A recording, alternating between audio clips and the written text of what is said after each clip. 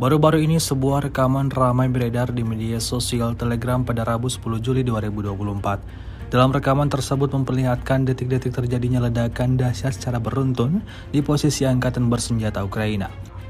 Diketahui serangan itu datang dari Solntsepyok, Rusia. Tampak kepulan asap tebal membumbung tinggi di titik terjadinya ledakan. Diyakini militer Rusia tak ada yang tersisa di sana. Video ini viral dan mendapatkan beragam respon dari warganet.